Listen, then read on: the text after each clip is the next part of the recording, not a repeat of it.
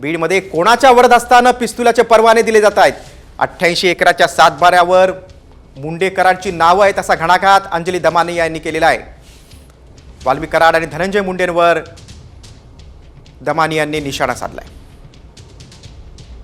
बीड जिल्ह्यात बंदूकशाही सुरू असल्याचा आरोप सामाजिक कार्यकर्त्या अंजली दमानिया यांनी केलेला आहे। कोणाच्या वरदहस्तानं पिस्तूल परवाने दिले जात आहेत असा सवाल देखील त्यांनी केलेला आहे। या संदर्भात त्यांनी एक ट्विट केलेलं आहे। 88 एकराच्या सातबाऱ्यावर मुंडे कराडची नावं आहेत असा हल्लाबोल दमानिया यांनी केलेला आहे। सरपंच संतोष देशमुख हत्या प्रकरणात वाल्मिक कराड यांचं नाव पुढे आल्यानंतर आपण बघतोय आता अंजली दमानिया यांनी देखील आता कराड आणि धनंजय मुंडेंवर निशाणा साधलाय।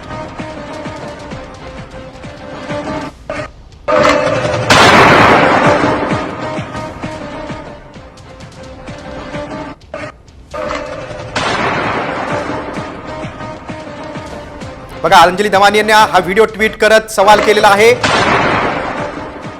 आमदार सुरेश धस यांनी देखील हिवाळी अधिवेशनात पिस्तूल परवानेवरून सवाल उपस्थित केला होता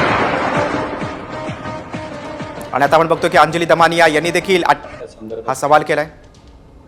अनेक केलं एक व्हिडिओ देखील आपण व्हायरल, या संदर्भात काय सांगा? कसं आहे की जेव्हा मी कैलाश फड यांचा जो व्हिडिओ मला काही लोकांनी पाठवला आणि तो जेव्हा बघितला की तो हवेत फायरिंग करतोय आणि त्याच्यानंतर मी असं ठरवलं की आपण गन्स एक्झॅक्टली या लोकांकडे किती आहेत आणि यांच्यापैकी किती जणांकडे लायसन्स्ड गन आहेत हे मी काढण्यासाठी आधी ईमेल पाठवलं होतं कलेक्टर आणि RDC यांना आणि त्याच्यावर मला त्यांची पूर्ण ती लिस्ट आली आहे। तर 1222 लोकांकडे फक्त बीड जिल्ह्यामध्ये 1222 लोकांकडे गन लायसन्स आहे। हा आकडा बघून एकतर हादरल्यासारखंच झालं, कारण इतक्या लोकांना जीवाची कशी काय म्हणजे भीती आहे आणि का ही लायसन्सेस इश्यू केली माहित नाही।